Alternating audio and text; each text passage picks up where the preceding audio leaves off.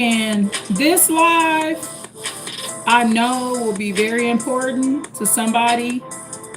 It's even important to myself because I will enter this live with some tears in my eyes, y'all. I'm gonna enter this live with a few tears in my eyes. I had to even wait to begin the live so that I could get my thoughts together, so that I could say the right thing that will be most beneficial to you and me. Now, there's gonna be no way that I'm gonna be able to do this live without using profanity because the subject matter I will be discussing,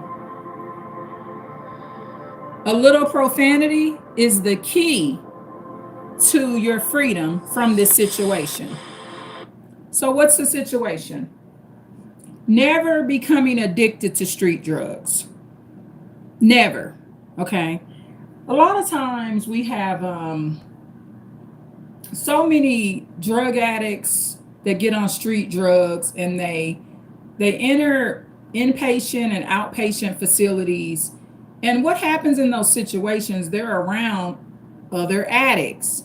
Some of the people that are teaching them to be drug free are other addicts that have recovered. Some of those people end up relapsing later. There will be a certain percentage of people that stay off street drugs, but there will be a certain percentage of people that stay on street drugs. So, in my opinion, what happens is the people that were never drug addicted in the first place don't get their information out there. So, with that being said,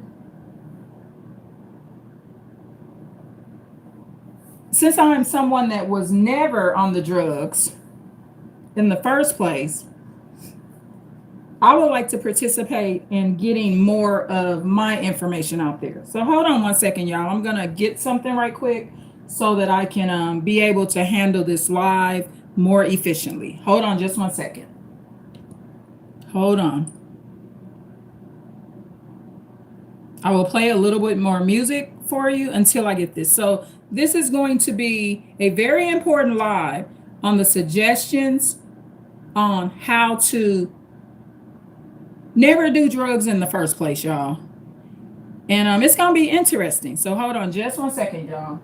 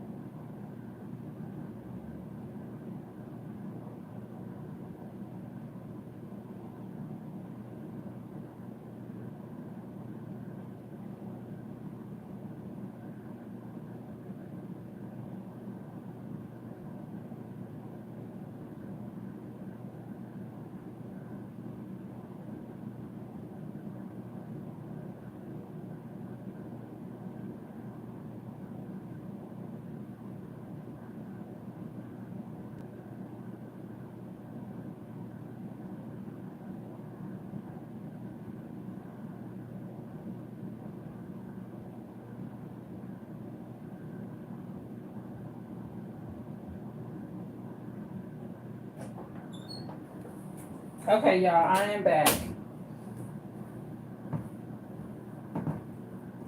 Oh, only a few people waited on me. So, oh well.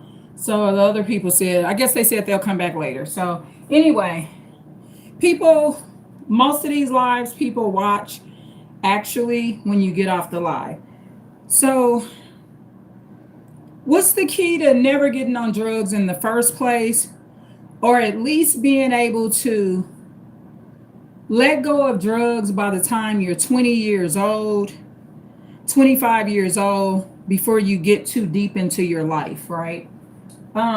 So what's the key to never getting on drugs in the first place?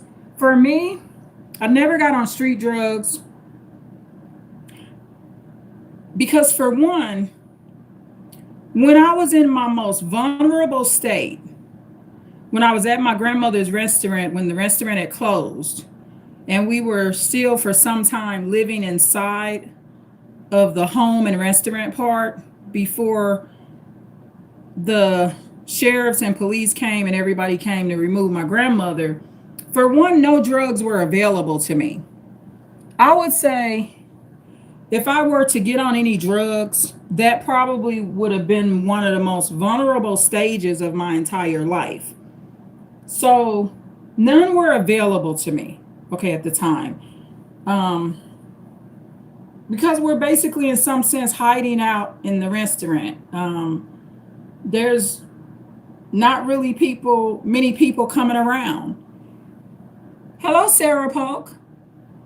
Thank you so much for tuning in. Thank you so much for saying hello.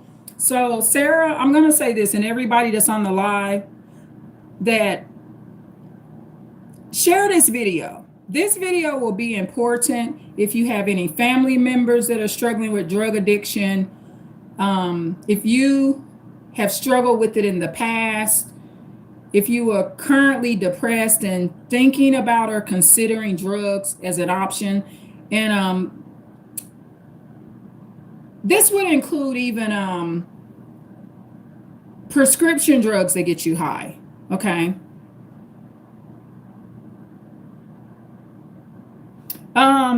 There are people on the live. From my end, I can see people on the live. Avery, so let me explain something to you.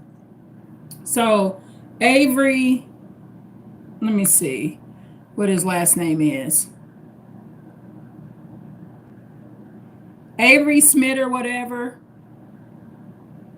Okay, Avery, if you high, you need to be on this live.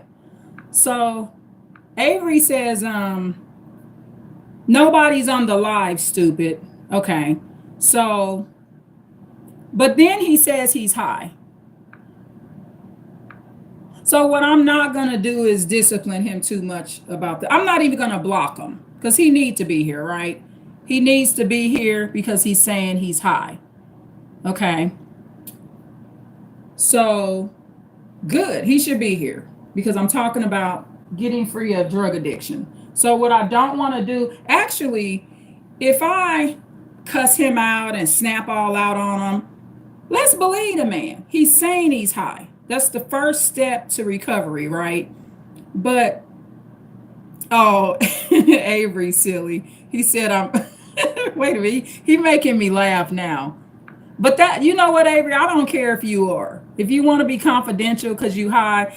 Now, see, me, I got that prophetic brain. So if you said, I'm joking, I love you, queen, I love you more. So that's what we want to have here. Love is one of the keys to not being on drugs. And just because, say he is high, this could be the only time he's gotten high in 5 years, right? He just went out and had a drink. He's a little tipsy. That doesn't mean he's addicted to alcohol because he's tripping. Oh, I'm a girl, by the way. Oh, I'm sorry. Okay. Okay, so Avery is a lady or girl. So, yeah, so let's just go on from there. But let's be respectful in the live. So this is so having empathy. That's something I've carried with me since I was a little girl, and something that I carry now, having some form of self-control. So Avery and everyone, the point of this video is this. The point of it is we hear too often, we always hearing a lot about how not to stay on drugs and how to get off drugs through people that are more interested in it because they were addicts themselves. There needs to be more people that have never got on drugs in the first place or been addicted to drugs or have never even tried major drugs, marijuana or any of that. There needs to be more of those people that speak and tell you their story, right? Wouldn't that make sense for people to learn about how not to do drugs from people that don't indulge in drugs, people that don't bring alcohol and drugs in their home, okay? So That's where we want to start. We want to find out what's the key to it. Okay, so I learned from a very young age when I witnessed someone pretty much dying at an early age from being addicted to cigarettes. Okay. And I learned one thing, y'all. Nobody gives a fuck about you. Okay. People that are not on drugs, when you die and get sick of drug addiction, some of them may cry many, many hours. But someone that's not on drugs will get over you. So this is where you want to fight the battle of not doing drugs in the first place. By learning that you are the only one that gives a fuck about you. You and the Lord. Having some kind of standard, think you too pretty to use drugs. Look in the mirror one day and say, I am too motherfucking cute, fine to do drugs. Going no contact with people that have helped you and not giving a fuck about it.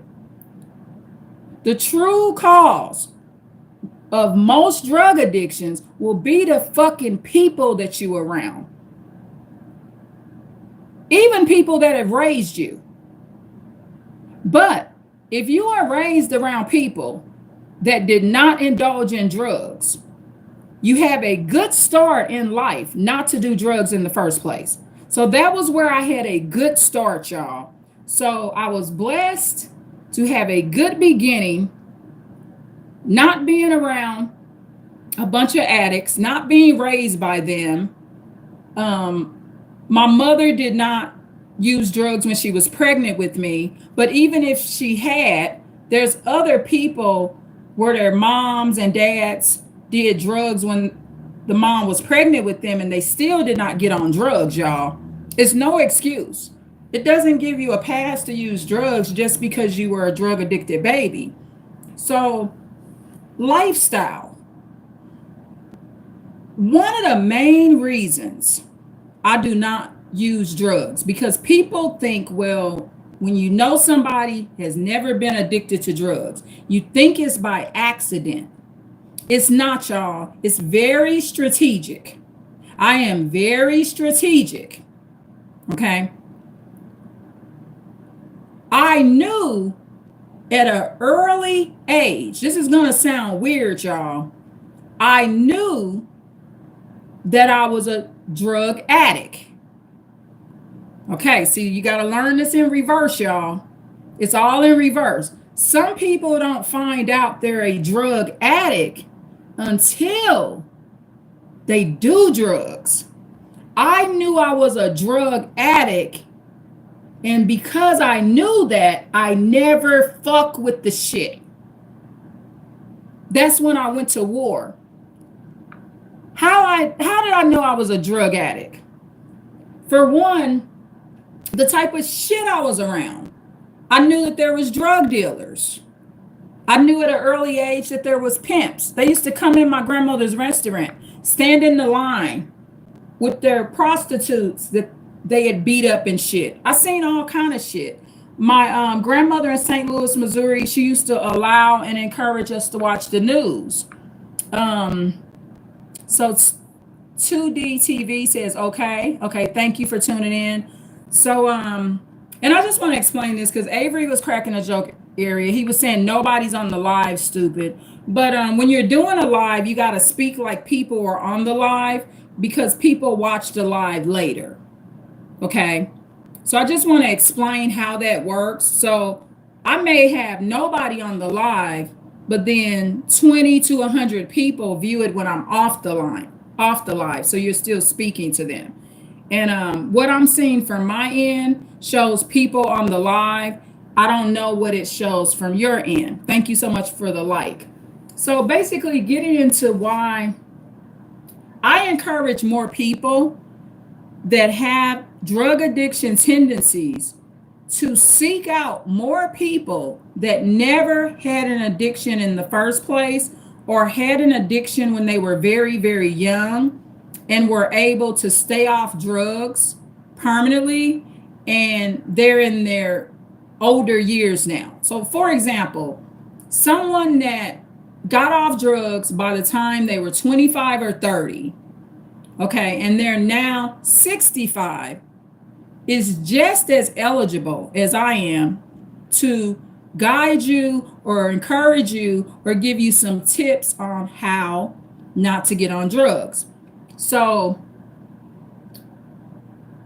when I was a little girl and I had friends I played with and stuff, some of them grew up and they ended up being drug addicted. I would say most did not end up getting drug addicted, but some of them did. Because I'm not going to be able to keep up with every friend I ever had in grade school or high school, y'all.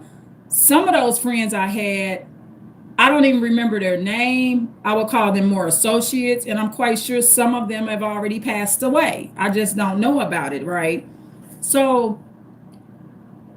one of the things that helped me never get on drugs or get addicted to drugs in the first place is I got away from the state I was raised in.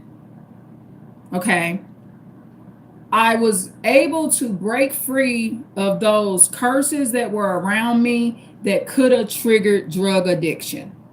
And one of those triggers for drug addiction is the feeling of not being loved, not understanding why this person doesn't give a fuck about you. Why don't they care more? Why don't they do this? Why do they have this type of personality they have? If I would have stuck around to try to figure out why my grandmother is acting like this, why my grandmother is doing this, even though I made a promise to my grandmother to not prostitute and do drugs at any point in my life, she still could have been the very reason I ended up being a drug addict because of her emotional distance, neglect, emotional neglect, and what I felt was a lack of showing love towards me. So I will notice this common denominator of people that never get on drugs in the first place or get addicted to drugs. They do this one thing, y'all. We don't stick around to ask questions. I stayed in my grandmother's restaurant when I was a teenager in St. Louis, Missouri. I observed her behavior. I paid attention to all the lights being off, that we were using a generator. The jukebox doesn't work no more. There's no more of these fucking customers that she's in love with coming back in this fucking restaurant because it's closed. I did not give a fuck about that restaurant. It was something that my grandmother worshiped. Okay, you got to notice this pattern here. People that end up getting addicted to drugs, they give a fuck about too much shit that they should not be giving a fuck about instead of escaping the shit. I paid attention to, even though these customers are gone, me and my little daughter, because I had my daughter when I was a teenager, we're upstairs in the home part of the restaurant. Nobody's coming to check on us. Nobody gives a fuck. There's really not anybody that really knows we're in here at this point, okay? So that's another reason they ain't checking. They don't know we're there. So I never ask questions. I observe behavior. I didn't too much internalize it. I came downstairs every day to check on my grandmother, even when she was not checking on me. And I assessed the situation from a child perspective. And the Lord had my back and had a calling on me not to be addicted to drugs. And you got to believe that. Another thing that helped me not ever get addicted to drugs and alcohol or any pills was the fact that, for one, I got out of town. Okay. I wasn't so much caring and obligated. I wasn't the type of person where I'm going to feel so obligated to proceed in an abusive situation, even before I was using what what the word we use more often, abuse. I just knew not to go to the second stage of the abuse.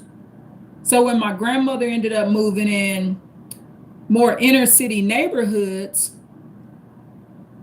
I intuitively know it was a lot of drug dealers over that way, right? So at an early young age, I knew to not be in those type of neighborhoods. And I'm saying this is the reason why I'm telling y'all this. I want you to develop these traits now. Okay? These same traits that I had naturally, you can learn to develop these traits to stay off drugs and stay free of drugs. So, breaking the bond with people that are acting narcissistic, that are showing you in an obvious way that they don't care about you or your well being. When my grandmother never walked up them steps to check on me and my daughter, and she acted like her customers being gone, when she behaved like she had no family, even though she had done a lot of good by me and raised me my entire life, when she showed me these character traits, I wasn't trying to debate it. A lot of people that get drug addicted, they allow people to control them too much. So anything somebody does to them, they want to go get high. They want to like cry and, be crying to the drug dealer about it. The drug dealer don't give a fuck about you. Okay. I have no regard for drug dealers or prior drug dealers unless they want to stop selling drugs. They want to do videos talking about how they came out of the lifestyle. They want to talk about the wickedness that they did and talking about what they're not going to do now, showing that that's their past or whatever. But not being unattracted to people once you find out that that's what they do. When I found out a boyfriend became a drug dealer, I suddenly don't want to be with him no more. Not having attractions or an attraction for pimps and drug dealers. That's a good start. Even if you are a male, not wanting to be around those kind of people. So this is another reason that I would encourage you to break free of drugs, and a way to never get on it in the first place. It's a way I fight my enemies. I've had horrific things done to me. Horrible custody battles. Being raised around narcissistic people that were not protective enough. Being beat up, stuff like that. But what I do, all my enemies know I'm not an addict, right? So I make sure that my enemies know that about me. And what that does, that makes your enemy jealous, and it makes your enemy hate you more. So no matter what somebody does to me, they know I don't smoke dope. Now, a lot of times my enemy has to do dope every day. They have to smoke their weed, they got to do their liquor. Sometimes they do harder drugs. You see where I win this game? It's a game, y'all. That's all it is. And once you start viewing life that way, you won't be addicted to drugs. It will make your enemy show a false level of respect to you. They won't ever truly respect you because they're not a respectful person, right? That's another reason not to use drugs and alcohol. You lose your self-respect. Now, if you were raised around an environment where the adults and older teens were giving you drugs, you fight that battle by going no contact. You abandon that family. Okay? You leave those sick people alone. A drug addict that gives the younger kids in the family drugs, they know that they're destroying you, but they're giving you the drugs so they can molest, rape, beat on you, and stuff like that. And they want to psychologically mess with your mind, especially if they know a predator can look in your eyes when you're a child and they know that you have good nature in you. My grandmother knew that about me. She was always, from the time I was a little girl, able to look in my eyes and tell that I was a sweet person. Okay? And she wasn't going to win that warfare with me, because that's what my grandmother and I were in. It was a spiritual warfare because she's a grandmother that has not committed her life to the one most high. I committed my life to God at 19 years old, doing it formally. But I had already knew about the Lord from the time I was about, I think my earliest memory of knowing there was something outside of me that I called God and a Lord was about 3-4 years old. I always knew that there was a Lord. So my grandmother, she's an automatic enemy to me, even though she's raising me. She's an automatic enemy to my mom because my mom is a believer. Now, my grandmother did numerous good deeds, y'all. But I'm bringing this up to say, I just thank the Lord there was no drugs available for me at the time I went through that situation before I moved out of St. Louis, Missouri to the West Coast. So I'm going to reiterate this one more time. I don't use drugs. I don't become a drunkard. I don't become a heroin addict. I don't pop pills. I don't do none of this shit to get high, because this is how I torture my enemy. Don't you see the game here? That's the way you tell the motherfuckers, fuck you. You have no power. I worship the one most high. Fuck you. You taking my kids, you beat my ass. I can't see some motherfucking nieces and nephews and grandkids. Fuck you. And then your enemy says fuck themselves, because while you're not getting high, I sit back in the cut. I had a dispute with a gentleman in Texas. While he's talking shit to me, y'all, he's telling me that he's smoking his weed. Admitting to doing pot, y'all, right on the phone with me. Not saying he was doing it right at that second. He said he had to get off the phone and do his pot. I win that whole game. No matter who he don't let me see or not see, who gives a fuck, because I remain drug free. I don't have to wake up and smoke his pot. I don't have to wake up and look like him. I also don't have to wake up and act like him. Like how Avery here was acting earlier, talking about nobody's on the live, stupid. That's how that motherfucker in Texas was talking to me.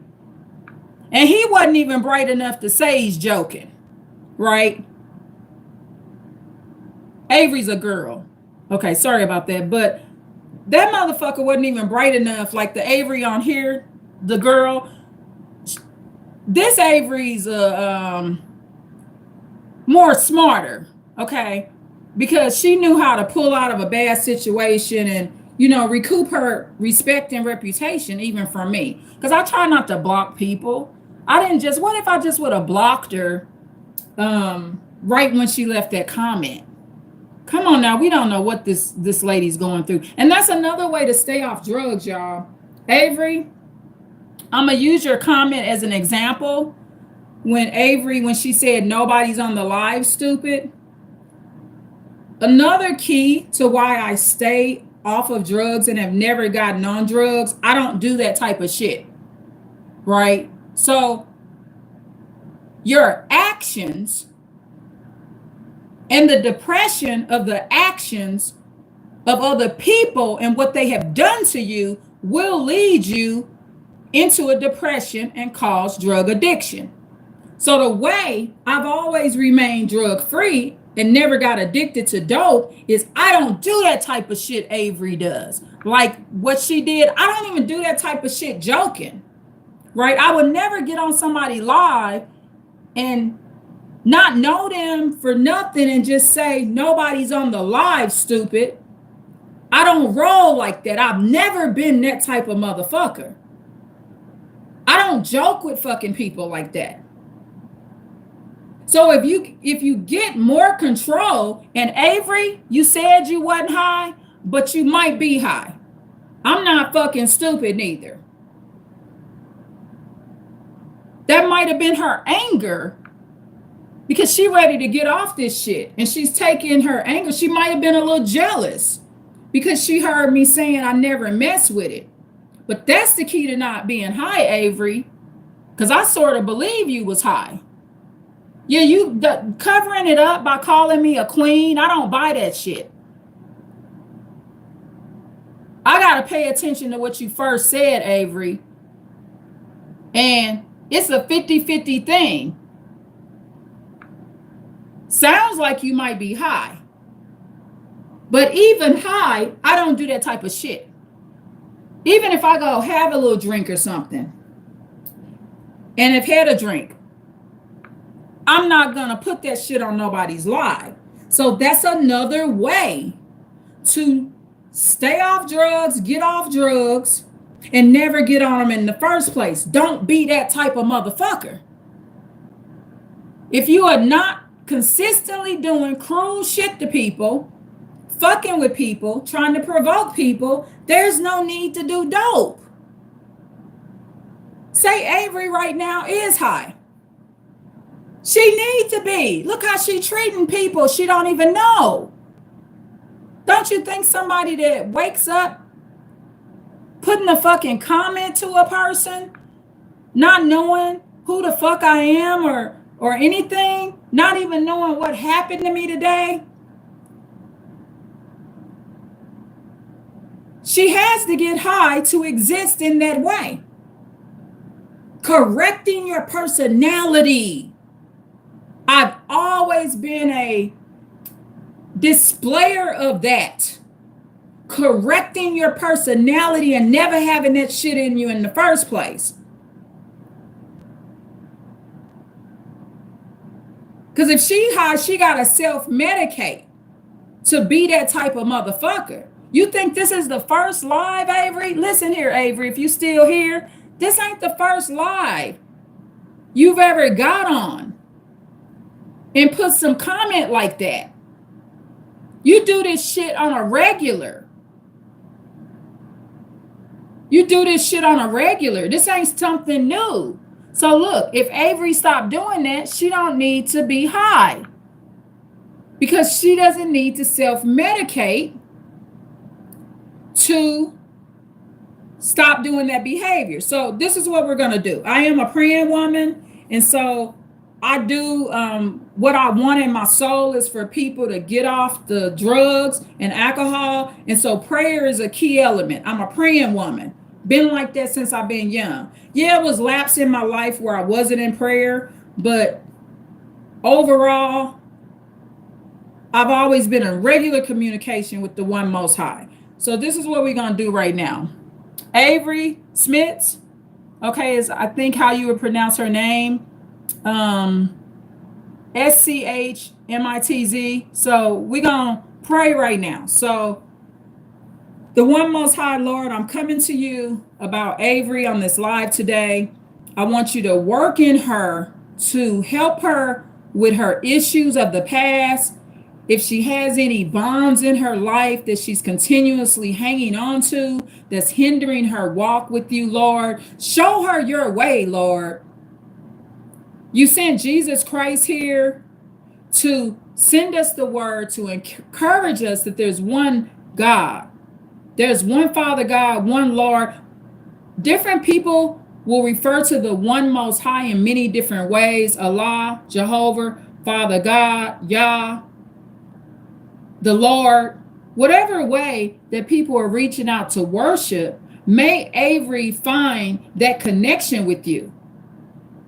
I want Avery to find a connection with you, Lord, that makes it where she feels like she's too valuable to go in somebody's life talking to them like that. Forgive her, Lord, for being high.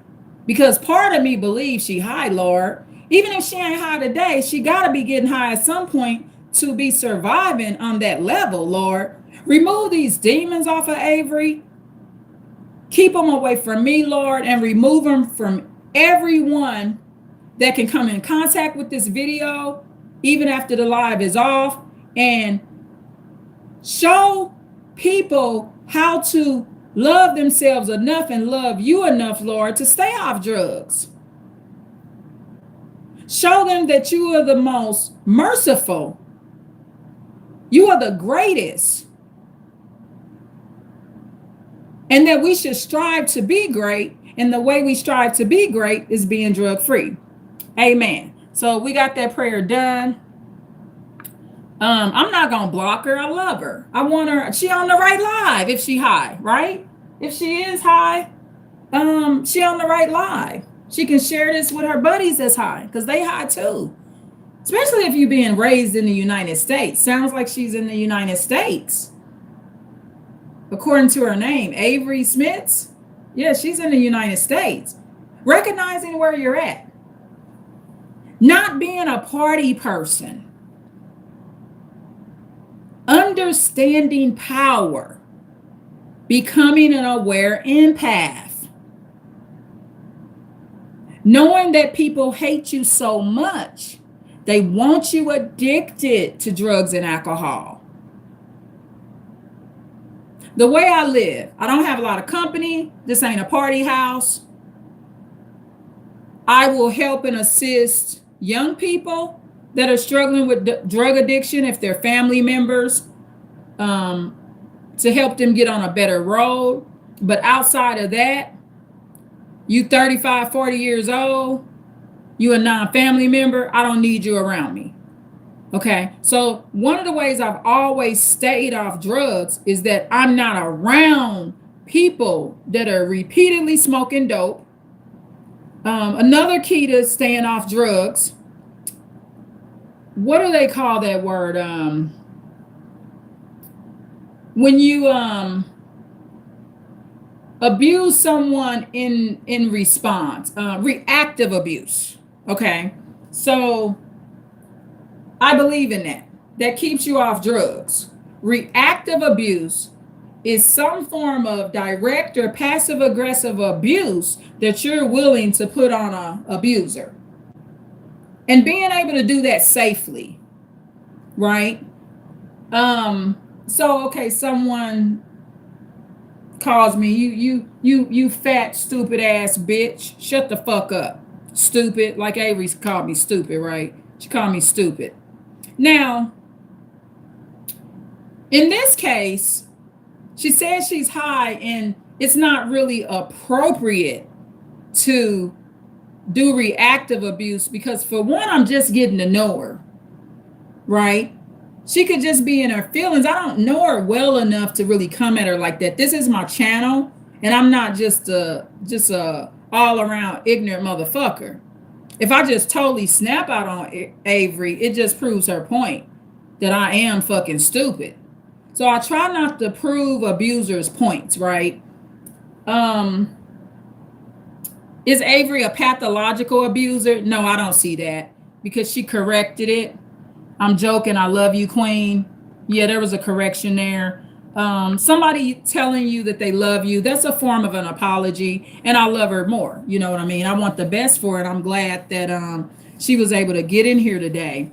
But reactive abuse keeps you off drugs. See, a lot of people, in my opinion, what I've seen with people when they're on drugs and stuff, a lot of the reasons they end up getting on drugs in the first place is because they don't know what to say to abusers.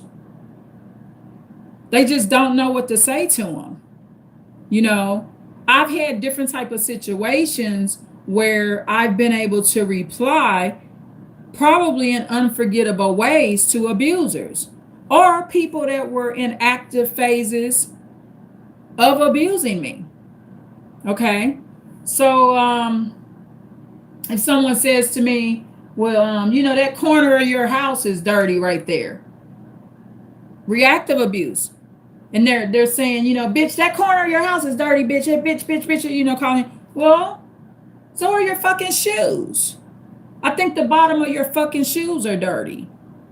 So see, a person that is a reactive abuser, they're not holding all that hostility in. I don't need the dope.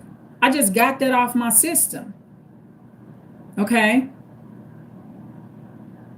I was in a situation with a family member. She said, fuck you. I said, homosexual. I put that discipline down. I've never called this individual homosexual. But since she wanted to become an abuser and be like, fuck you, when I'm not cussing at her, homosexual. Reactive abuse saves me. I don't need to get high. I already got that shit up out of my system. I am brave when I come in the world. Drug addicts are not brave enough. I've watched them, observed them. Even in my family, they're not brave enough. They're brave in these other areas. And what I've learned about drug addicts, y'all, I'm going to tell you something about drug addicts, especially the ones that have existed, familiar drug addicts that may roam throughout the family. They're brave when it comes to me as a non-drug addict. I'm a fat bitch. I'm a stupid bitch. I'm a broke bitch. Tell that drug dealer that. See, I'm the other kind of brave. I can tell the drug dealer that. Or totally ignore the drug dealer. People that use drugs, they need to switch their bravery level. You being brave with the wrong motherfucker. I'm not selling you drugs.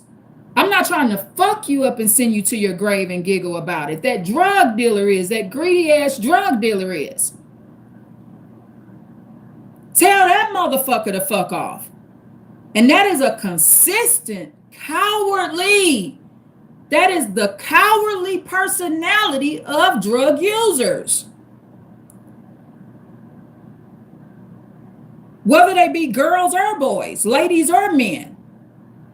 A drug addict, female or girl or lady, she can cuss her fucking parents out. Talk about them like a damn dog. Talk about them behind their back. Call them bitches, played out pimps. But that same lady, when that drug dealer is saying, here's this dope, open up them legs, she's not brave enough to cuss him out and say, fuck you, bitch. I don't want your dope. I'm calling my daddy. I'm calling my mom. Drug addicts are cowardly. As a non-drug addict that never smoked dope, I don't run in the world cowardly on any level. If I was in a situation and I had to kill someone in defense of my life and that was the only way to stop it, what do you think I would do? Do you think I would kill to stop this shit? Do you think I'm going to be sitting up reading the 10 Commandments talking about thou shalt not kill? Thou shalt not kill? Thou shalt not kill? What am I going to do? Read a scripture to tell me not to do it? Even though I don't know who wrote that scripture, for real. What do I do as a non-drug addict? I kill if I need to kill. I am not a fucking coward. Now, is hiding to not kill, hiding out, waiting till the criminal leave or whatever, hiding out so you don't have to kill them? I'm saying only in a sense where your life is truly in danger. Drug addicts will line up high as a kite on the street, especially the homeless ones. They will know it's a shootout and not even try to run and hide and save their freaking lives. It's very sad. And it's a lot of reasons they're in that situation. They've been harmed, they've been victimized, and they are the predator themselves.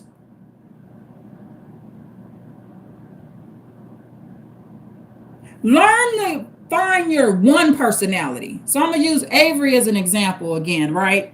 And y'all can see the comment. I ain't lying. Nobody's on the live, stupid. No, she said, I'm joking. I love you, Queen. Stop that bipolar ass shit, right? So you're more likely to never need dope if you develop one motherfucker you want to be, right? So if you want to not be a drug addict, you got to decide if you want to be the asshole or you want to be the angel. So see, Avery here, yeah, she get high. You know why? Because she ain't found her fucking self, right? She's two motherfuckers right now. She's the nobody's on the live, stupid, but I'm joking, Queen. Doing all that within a 5-minute span. She don't know who she is, right? So what Avery and everybody got to do, and one of the things I've always done to never be on drugs in the first place is I know who the fuck I am. And I've determined there's a consistent part of my personality that remains in me even from childhood. It's certain things about my personality I'm not fucking changing. Okay? That I'm going to keep no matter what. I'm not changing it. You got to learn yourself. Oh my God. This is another reason not to use drugs and never to get on drugs in the first place. Something I've always known. Something I've always known from the beginning of time. Even my grandmother, with her narcissistic ways, right? And her empathic ways as well. She's a bundle of both. I knew this from my soul, right? I knew that my grandmother could not handle me being an addict. For one, she may worship me on some level more than she does the Lord, because she's not a spiritual person. So I'm like her little mini God on some level, right? I'm the energy that's bringing her to the Lord. And this is true, y'all. You know, the first time my grandmother told me she would pray, y'all. Now I'm going to cry right here, y'all. I'm going to cry. You know when my grandmother said she going to pray? When my ex-husband blacked my fucking eye like I was a dude or a man. I was out of town. And when my grandmother found out the horrific thing he did, punched me like a whole man, y'all. And my grandmother said this to me over the phone. I'll never forget it. She said, I don't really reach out to God or any Lord the way other people do. But she said this to me. Today, I'm going to get on my knees and I'm going to pray for you. Irene, this is what my grandmother said to me. You know what? I said, I've been wanting this my whole life. My grandmother, when me and James used to pray, we used to kneel on the side of the bed and pray. And she would look at us mean. Make sure she had her 38 pistol on her and shit. Just weird shit. Very weird demonic shit to be doing when people praying. She never would come over and kneel on her knees and pray with us. But when my ex-husband blacked my eye, at that point I was so happy. I said, oh goodness, this is why the Lord made it happen. My grandmother's going to go in prayer. But that was an important moment. I'm telling this story to say, no matter what I disliked about my grandmother, I knew You gotta find somebody that you know you gonna hurt real bad when you do drugs. No matter what. I live on the West Coast. I don't have a lot of people around me. But it's somebody you gonna hurt real bad when you die on drugs and hurt yourself. And that was one of my motivations to stay off the drugs and never get on drugs, because I knew that my grandmother, as pretty much an atheist / unbeliever woman, that the closest she ever got to the Lord for real was through my birth and through me being harmed. At that point, that was the closest my grandmother had got to God. Because her closeness with God always involved money. I felt love and hate from her. I felt both emotions. I felt bitterness, love, and hate. But I knew that if I smoked some dope and did that to myself, I could kill that woman. I knew that I had the power of life and death over my grandmother if I did that. That's why I didn't fuck with drugs. Did I think about it? Yes. I told you in the beginning of this video, I knew I was an addict. But since I knew I was an addict, I never did drugs because I knew that I was not going to be able to get off of it. You got to know that ahead of time. If you want to get somebody off of drugs, this is another thing I'm working on, y'all. I'm dealing with a situation, right? I'm crying here. I'm dealing with a situation with a family member I love. Stop waiting till they die to tell them how much you love them. When they're in jail, you know the outcome when you got a young family member that's on and off dope. You know they're going to check out of here early. You know it's consistent suffering, right? So sometimes non-drug addicts, since I'm a person that never got addicted, I'm able to kind of hide my feelings back and have a lot of self-control. But that don't help a drug addict. That self-control you have hurts a drug addict. So as a non-drug addict, I got to learn to cry it out and tell the drug addict, young addicted person, I love you, man. You know how I feel if something happened to you, man. You know what that'll do to me. Do you know, man, if you die, that could kill me?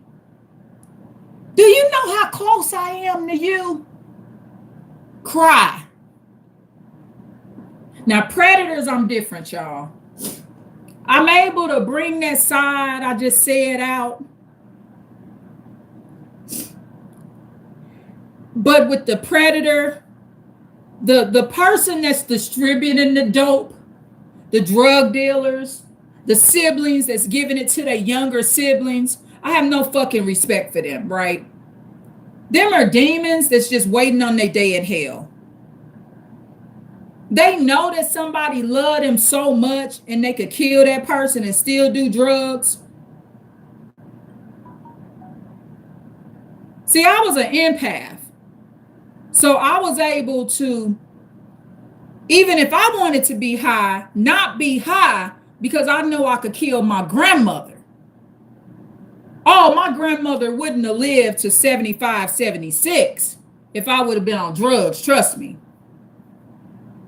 She would have died right up in that restaurant that was closed. But I didn't take my power in that way against her. But I had to remove myself and keep my distance from her to never get on drugs.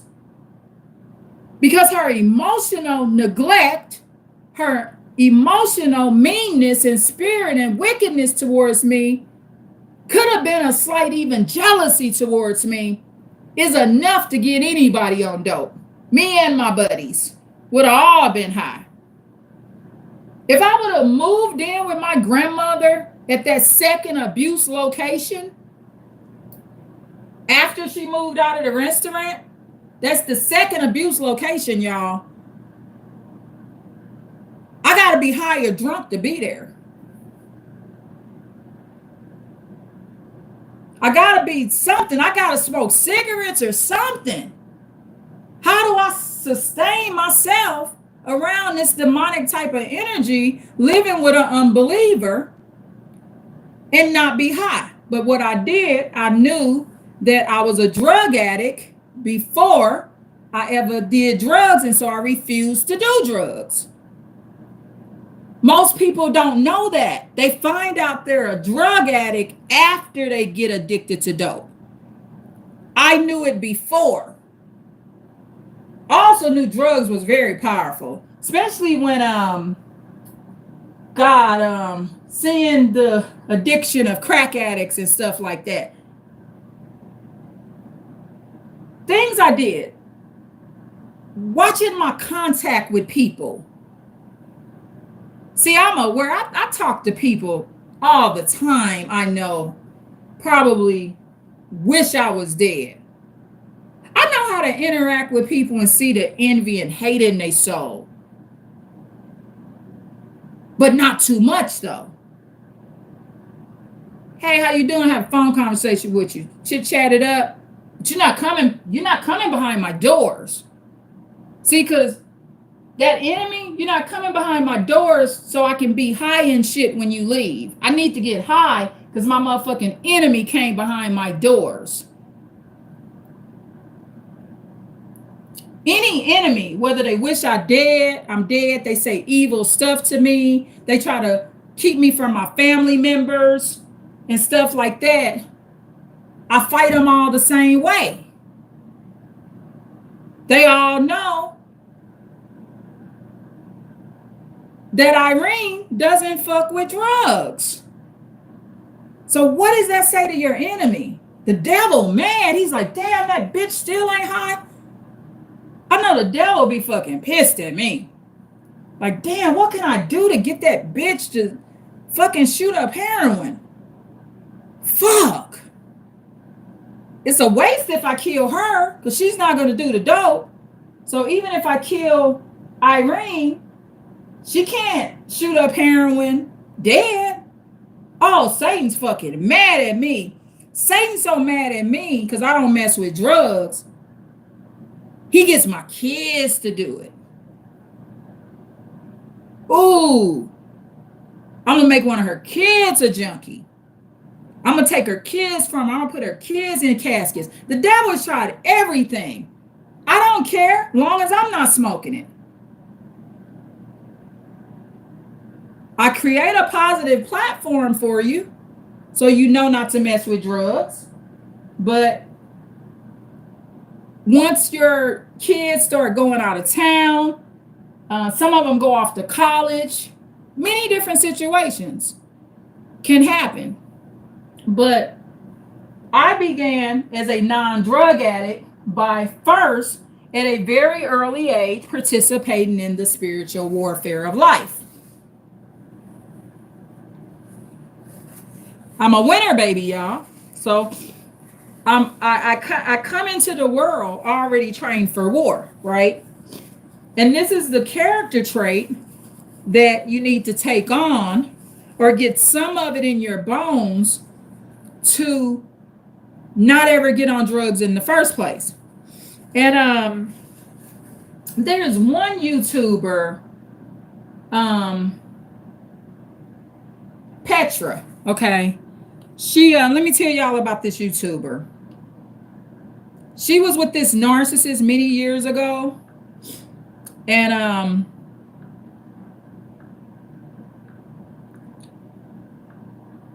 she lives out of the country. And I'm going to send you to her channel. Someone that does this, they're on my level to me, okay? I'm going to explain to you why. Okay. Her name is Petra, Petravan is her middle name, and her last name is D-E, hold on,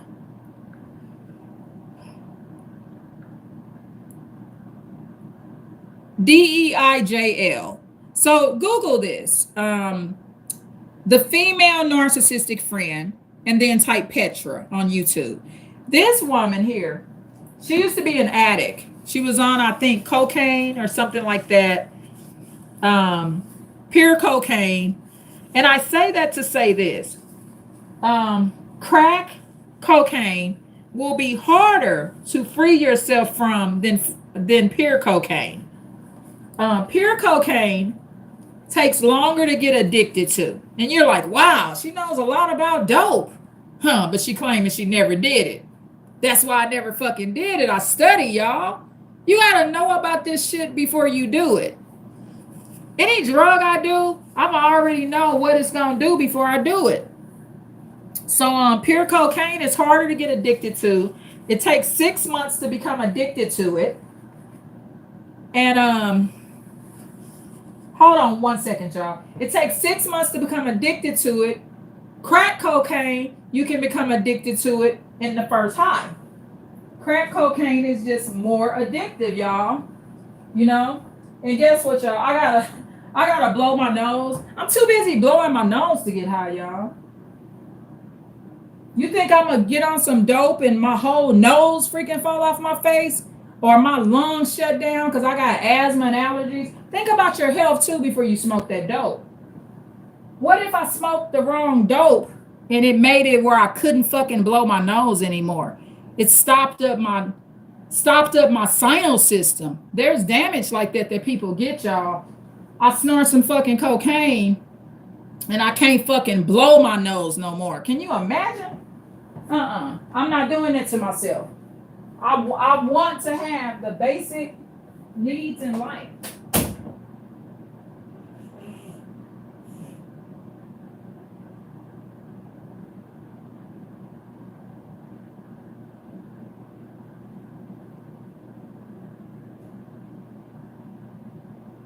Now, I love myself way too much, y'all. Self-love. Yeah, self-love. Caring about the inside of you. And I'm going to tell you something I do as a non-drug addict, y'all. I'm sorry, this may sound mean. This is how I live as a non-drug addict. If you stay drug addicted and you are my family member, I have already told you I love you and stop doing it. Now I'm learning as I get older to beg them to stop, y'all. Showing more of a softer side. Some people is work with, y'all. Their parents cry to them. My sons, you know, I have a special soul for my sons, y'all. And they are males, and I have a love for the black man. I wish them the best. It breaks my heart when I see things happen to them, even when I don't know them, like George Floyd. Now, would a black man always have the same soul for the black woman? No. That's why one black woman every 5.5 hours is getting murdered in the United States by a black man, because he doesn't know how to control his temper, right? But that doesn't mean that's how I feel about the black man.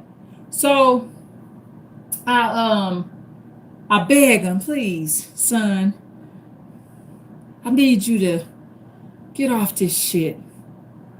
Oh, it's gonna rip my soul to pieces when I see you in that ugly casket I'm gonna buy for you. I'm gonna make sure it's ugly because you hurt me, you know. I'm gonna put you in that pinstripe shit you hate. Then, you know, my son looking at me like, shit, let me get off this shit. Woman, she gonna fuck my service up or something. So, yeah, finding some humor in this, y'all. But that's just my sense of humor. But just being able to, in some sense beg them, but this is what I do not do for any drug addict. And I've learned to do this. It's like this, y'all. If I'm off drugs and my home is filled with drug addicts and drug dealers, I'm not experiencing the freedom and the blessing for being a non drug addict, right? So, this is what I let no drug addict do. Okay, you want to stay on them drugs? You're not going to kill me. You die? You want to die? Okay. I don't keep crying over you. Not going to do it. I give your ass a 3-month limit. You know why I got to do that? Because I got to stay off this shit too. If I keep crying over a drug addict, I'm going to need to sip up the liquor too. I cannot remain a non-drug addict crying over you or anyone. I don't care if they're my child, my family member. So I take my sobriety and that one good thing I got about myself that I love. I get to go to my grave. And maybe someone that'll get up and speak about me and say, this woman was so strong. She, maybe they could play part of this video. You never know who's going to do your service. This is how she felt about staying clear of drugs. You got to avoid a lot of stuff. People that are on and off drugs do not avoid a lot of stuff. They won't avoid Instagram. They still keep watching videos of people flying in and out of town, getting themselves depressed. They won't avoid their badass, predator-ass siblings and family members. They won't avoid their narcissistic-ass, abusive friends that the devil keep telling to call them. They have no control of their finances. They don't know how to say no. No, you can't come stay with me. Drug addicts are so scared of people. They're so scared to say no. I'm not. As a woman that never did drugs, I enjoy this shit. I said no again to a Negro today. That is the way I live. If I go a whole month without saying no to a Negro, I'm going to think something wrong with me. And I say it without using the word. I don't say no. That's why I'm not dead. I'm not saying no that often. I show them by action. No, I don't want to be a grandparent. No, I don't want to be your woman. No, I don't want to be your friend. No, I don't want to work for you. No, I don't want us to be cool neighbors. No, I ain't going to the casino with you. No, I can't smoke a cigarette with you. No, I can't go get you no beer and liquor. No, I can't buy you no new clothes today and a new phone. No, you can't sit on my furniture. No, you can't come around my kids and bring all your demons. We got enough demons on us. No, we was cool when we was little, but we not cool now. See how I love no? And I never use the word. I just show it in my actions. I don't begin a conversation with no. That's why I ain't got by Ted Bundy or some motherfucking body. You denying it without using the word no. For example, no, you can't sit on my furniture. Just say you can't sit there, ma'am, or mister. Sir, or ma'am, you can't sit there. You don't say no first, because you're going to get your ass killed by some person that's high out their mind or somebody that never got high. So, Petra Van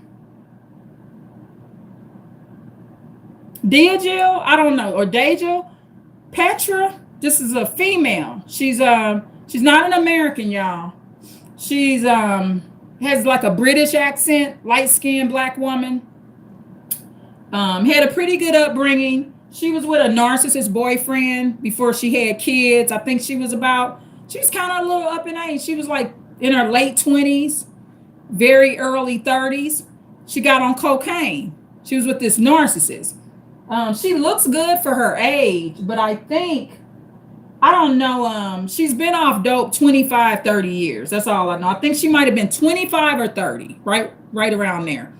And she's on my level, okay? Because if I never did drugs and you was a drug addict, you're not on my level, and it's not because you're beneath me. It's because I'm smarter than you in that area, right? It's just I had more wisdom. I came into the knowledge early. I was able to fight a demon you couldn't fight in that area.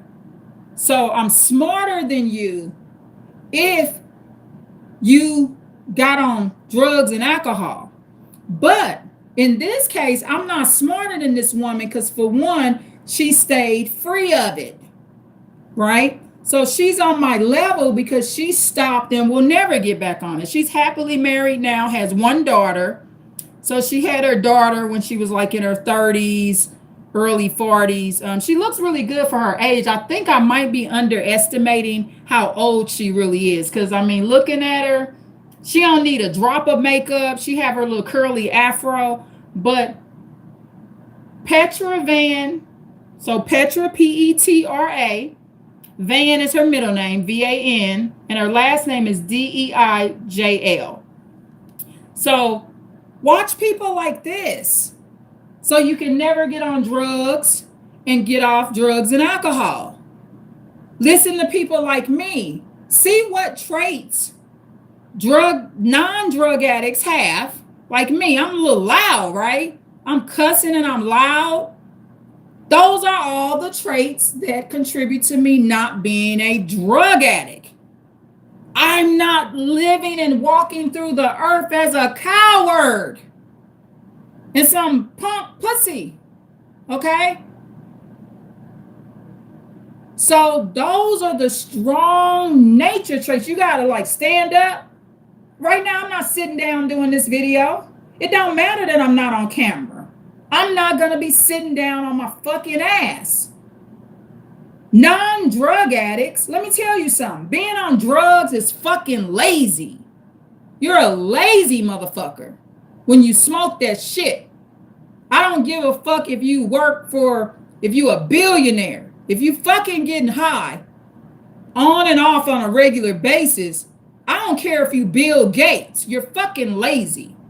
Bill Gates is not on drugs, of course, but Bill Gates, I think I'm a West Coast now. West Coast. Bill Gates is never been addicted to substances.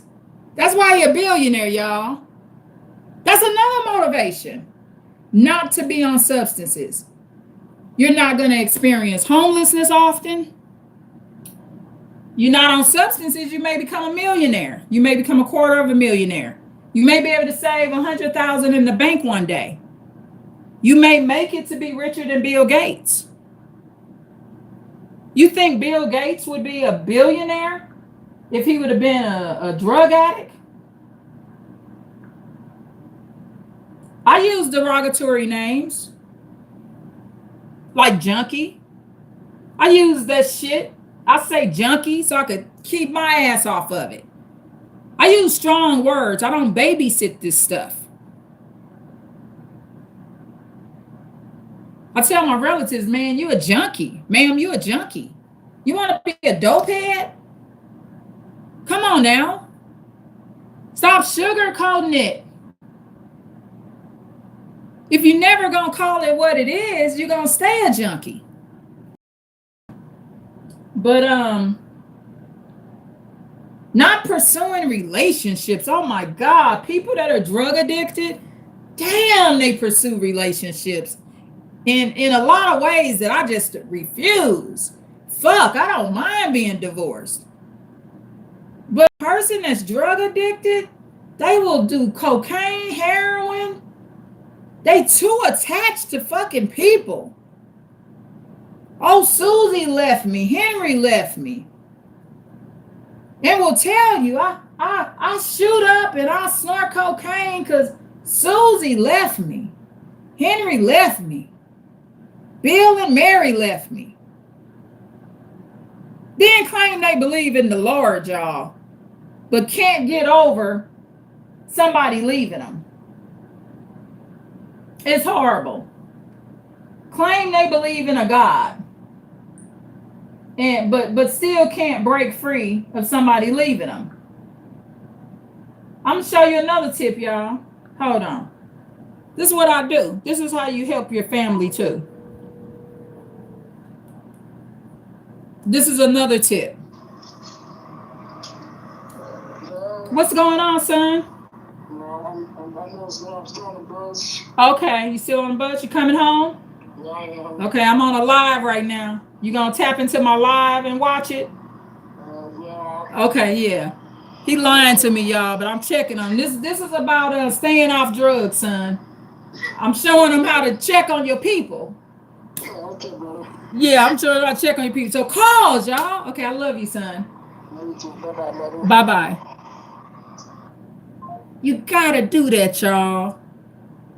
When you know a person got a drug addiction tendency, look, check this out. I knew I was a drug addict. I don't think you're gonna hear this anyplace else. I knew I was a drug addict. So, because I knew that in my soul, I stayed off dope, right? Never got on dope. Now, if I give birth to children, what do they have the tendencies of? Because they come from me and their father, right? They have tendencies of addiction. Call your family more. You get him the power to say no. My son right here, somebody at the bus stop tried to give him meth, y'all. No, asked him if he had it, thinking my son the dealer, y'all. You know when you black and you dress nice and you outside at the bus stop, you must be the drug dealer. It might have been an informant, right? Because of the area he was in. And I told my son that. I said, the white guys always think we the dealer. I used to go to Seattle when I had my brand new pretty cars, because they could tell when you're not on drugs, right? That's another thing. When you don't do drugs, you got a big, fancy, pretty car, skin looking good. You could have on your house dress. When I had them big, pretty new cars parked downtown, people just walking up to me, knocking on my door and shit. On the, not the door, the window of my car. Drug addicts used to be like this. I'm like, excuse me? Do you need some help? Or are you the drug dealer? Hell no, I'm not the drug dealer. What made you think I'm the drug dealer? Oh, you got a brand new car? You look really nice, man. Yeah, I look motherfucking nice because I don't fuck with the shit. If you don't get away from my car, but you gotta contact your males and girls and females in the family. Call them more. I was just watching the Jeffrey Dahmer case. Y'all might hate Jeffrey Dahmer, but I studied the case, listened to his father, and Jeffrey Dahmer, biological mother, she's fucked up, y'all. And the psychiatrist they had is fucked up too. He's eating people, bludgeoning them in the head, chopping them up. And Jeffrey Dahmer, bitch ass biological mom, tells the psychiatrist, well, he's not really hurting people because he just kills them right away and only bludgeons them and they just die. He's not really hurting them. And the psychologist said, she's right. It's white people, y'all. Psychologists agree with her. He's fucked Jeffrey Dahmer mother, I'm telling you.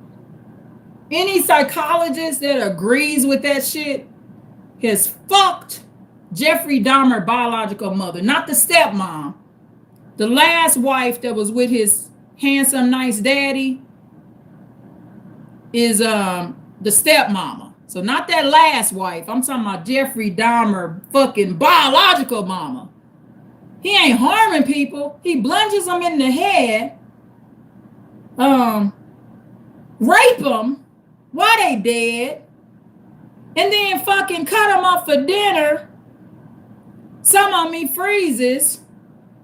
Can you imagine being in this nigga's freezer? And yeah, Jeffrey Dahmer's a nigga, right? Cause anybody that do some shit like that, nigga ain't got no race on it to me. Okay, this nigga, but then his biological, delusional, psychopathic ass biological mama tells the psychiatrist that her son ain't really, he didn't really hurt him. He didn't really hurt him real bad. But then you got a whole black sister, this young pretty black girl screaming in court because he done ate her motherfucking 19-year-old baby brother up. What the fuck you mean? He did hurt him. That's why when that black sister went off, the big sister of one of the victims, the male victim that's 19, she could have gave herself a heart attack. So this is the crazy thoughts that people will believe, and having a correct mind keeps you drug free as well, y'all. But the cause, because I always look at this, Jeffrey Dahmer, he has a lot of motherfucking time on his hands to trick people to come in his house, chop them up and shit, eat them for dinner, somehow convince his diabolical bitch ass psychopathic ass biological mom, because I don't believe he got that shit from his daddy. That shit came from the mama side. So I'm thinking to myself, they not really calling this nigga, because anybody that's doing stuff like that, they all niggas, white or black. Stop thinking niggas are just black people, right? So call your family. Don't underestimate the weakness in their mind, because it's a cry for help before they get on drugs too. See, because my son told me, he said, the white guy, he asked me if I got meth. They call it clear.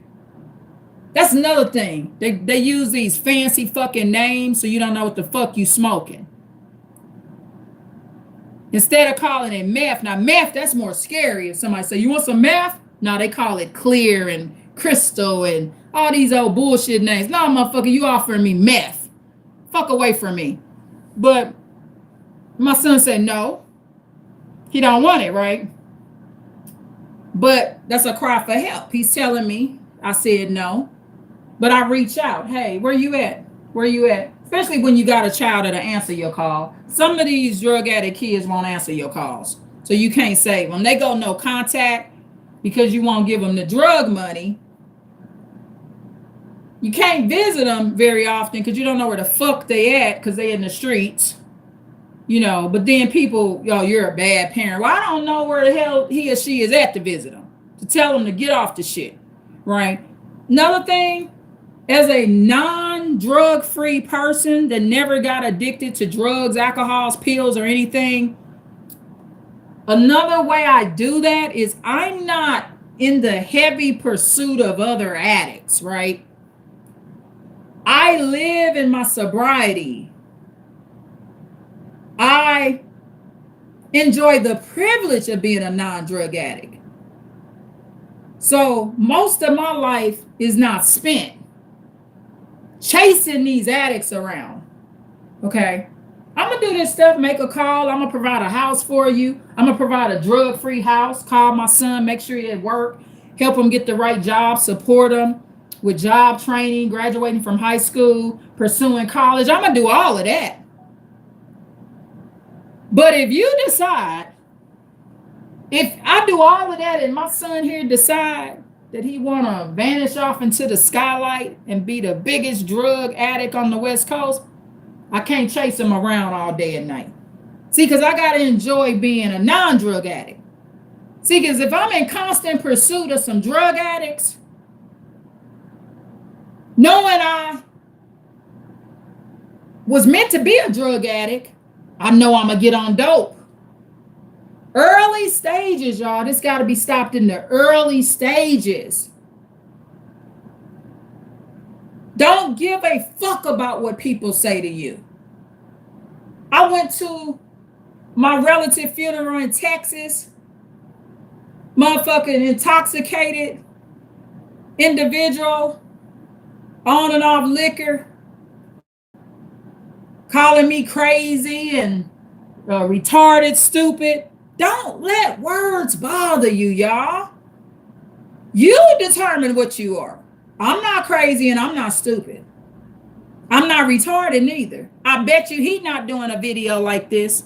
He can't do a video like this. He can't do a video talking about how he never got addicted to alcohol.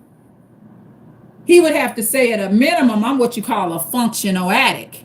I'm a functional alcoholic is what he would call himself. Because this ain't no broke loser. You ain't got to be no broke ass loser because you're a functional alcoholic. But I'm not an alcoholic. I'm not a functional one or a dysfunctional one. So the beautiful thing about that is when our relative died, I'm not calling him retarded and crazy and dumb and shit like that. Telling him I'm going to get him, before I get out of town, I'm going to get him. Don't get on drugs.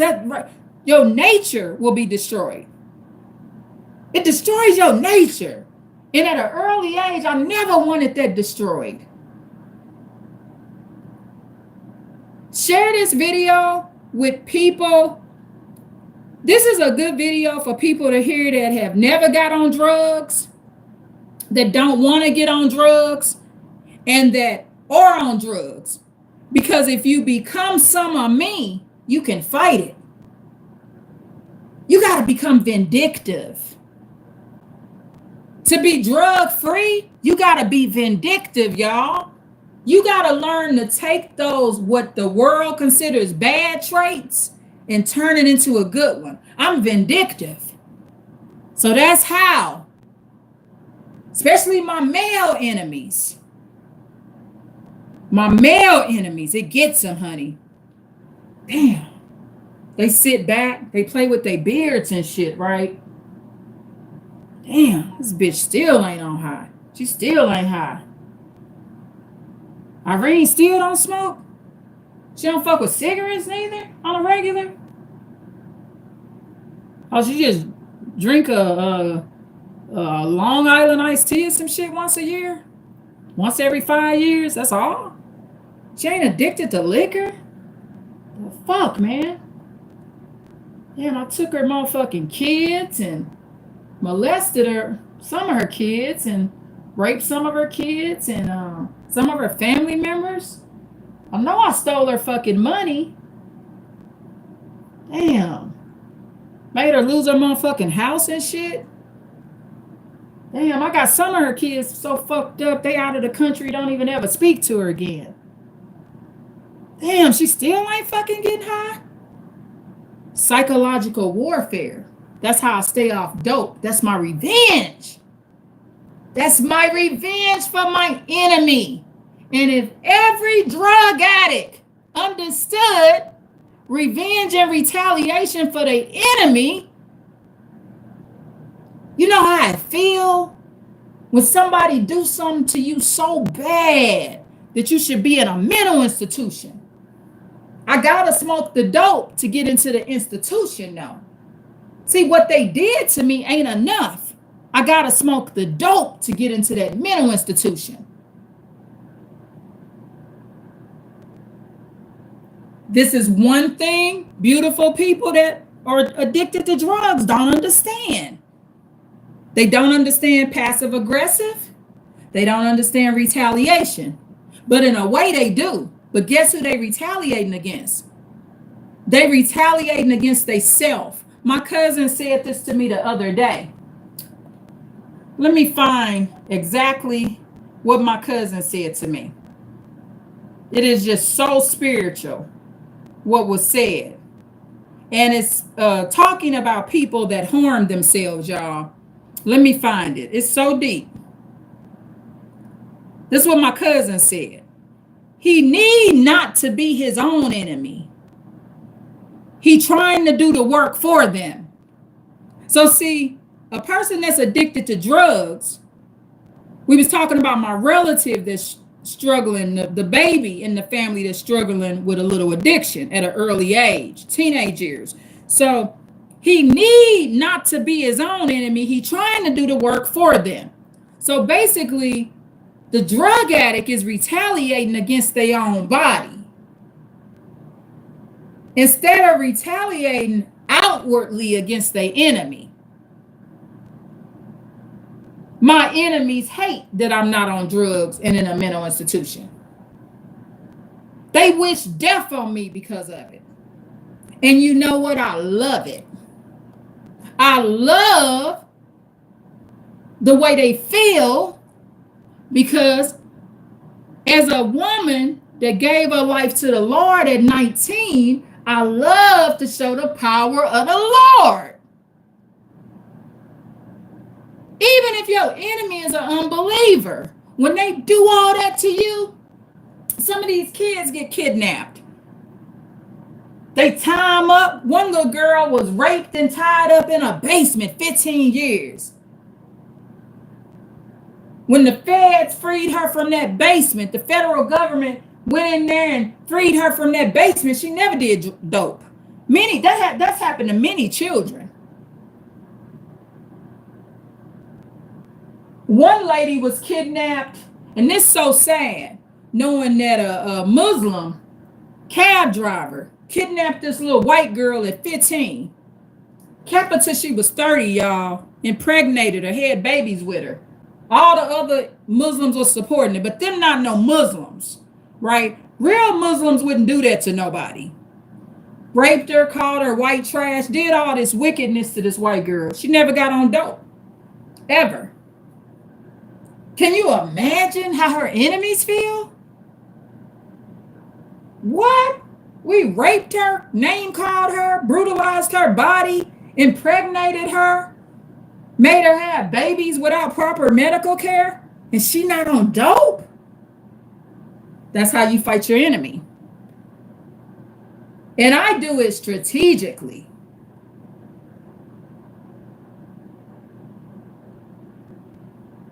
Strategically, it's a plan of mine. As a non-drug addict, my brain can plan that. He don't really want me to be a grandma. He don't want me to be an auntie. He don't want me to be the child's mother. How can I get to this Negro? Don't smoke dope. Real simple. Post a couple of Facebook photos. Oh, and another thing, as a non-drug addict that I know gets to an enemy, and you're probably wondering, well, why is this important? I'm telling you the life of someone that never got addicted. This is how we live. I'm not the only one. I'm around other people that either have never been addicted or were addicted but got off of it so long ago, and they never got addicted again. Those people I consider like equal as far as the being a non-drug addict. If you were on it 25, 30 years old, like Petra, the sister Petra on YouTube, and you're now in your 70s, 80s, 50s, 60s, 40s, or however old you are and never did drugs again, you're kind of like on my level. They may be able to share more of what made them indulge in it and what weakened them to it. But I truly believe that more drug addicts need to learn from people that never got addicted. What is it that's unique about this person that made them never addicted? Ice cream, y'all. Like right now, I got some ice cream. Okay? Ice cream bars. I'm gonna eat some of it now. Find a favorite food that you don't, like me, I'm not gonna eat these ice cream bars 24 hours a day. I can't do that. This ain't dope. There's no way I'm gonna turn an ice cream bar into dope, y'all. Drink you a cup of coffee. I mean, when you got a little addictive personality, develop a love for chocolate. I can't do no heroin. I like chocolate too much. Hell, I'm doing with heroin. I got this ice cream bar. You gotta find a food you like too. A lot of times, drug addicts, they don't know how to indulge in other things. The favorite food, the favorite prayer. You know why? A lot of people that are addicted to drugs, they think stuff like that is boring. And that hurts them, y'all. They get bored too easy. Because the thing is, this is what happens. I'm gonna tell you why they get bored. Okay. It's kind of like this. I'll explain it like this. I never had a threesome, right? I never was ever at a what you call it, a orgy. I'm not a what do you call them people where they sleep with each other mates? A swinger, yeah. So like them married couples and couples where they agree to fuck each other's not relatives, but friends. Like if I'm a swinger and my neighbor's a swinger, we'll exchange partners. I never got into that, and this is why. When I do have sex, I'm gonna be bored with my mate. See, it's like my mom taught me about this. She called it like crossing over. My mom actually told me when I got grown and she was discussing like sexual activity with me and stuff as an adult lady. That was one of her recommendations is not to have threesomes and shit. So no matter how old I am, I can enjoy a sex life. Cause see, I'm not like too turned out, right? Um, it's just like I'm not gonna let any and everybody do oral sex on me. I decide if you can do that to me or not. I might not want you smelling my pussy. You see what I mean? So the thing is, people that get bored, what happens is, and I also always understood that, see, once I go out there and do drugs, once I get in the streets, it's hard to come back from that because I went too high on the devil's level. So what has to happen in those cases, you have to develop like a hate for Satan. You got to say, I hate Satan now. And then you got to go a long time coming back down and being in a regular life. But drug addicts, they get bored too easily because they don't know how to balance their activities out. Drug addicts do shit like this. They've been on Instagram for 48 hours without a nap. You should be fucking bored with Instagram now. See, as a non-drug addict, one of the blessings in being a non-drug addict and never being on drugs, I know how to balance my day out better. Okay? I know, okay, earlier I had work, cleaning time. I know when to make a phone call. I made no phone calls today. In preparation because I wanted my mind equipped for this live, right?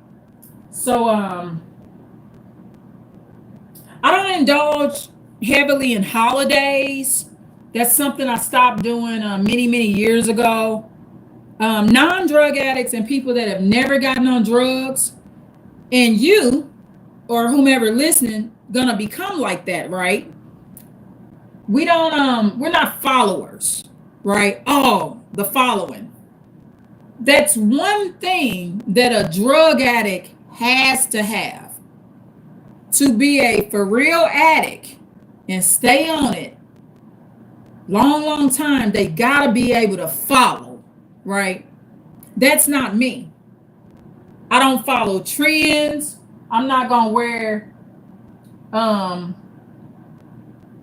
Hold on one second. I'm on this live. Uh, yeah, I'm getting deep in it. I'm just talking about following trends.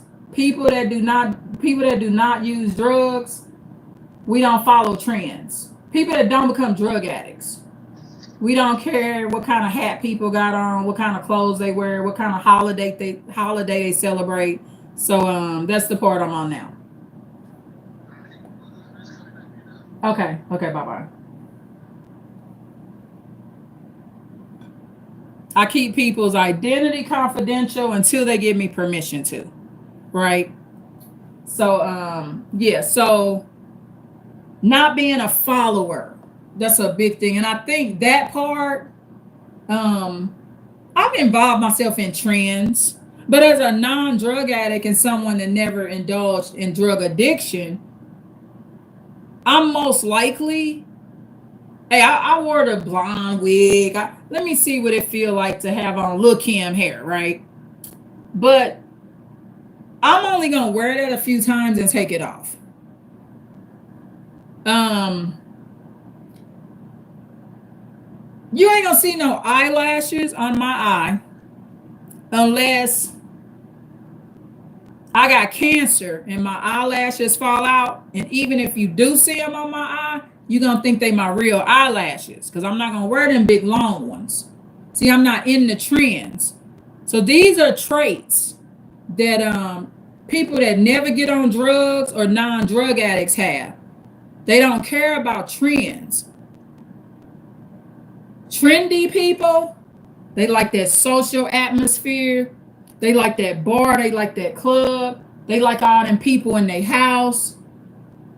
They want to prove that they part of something.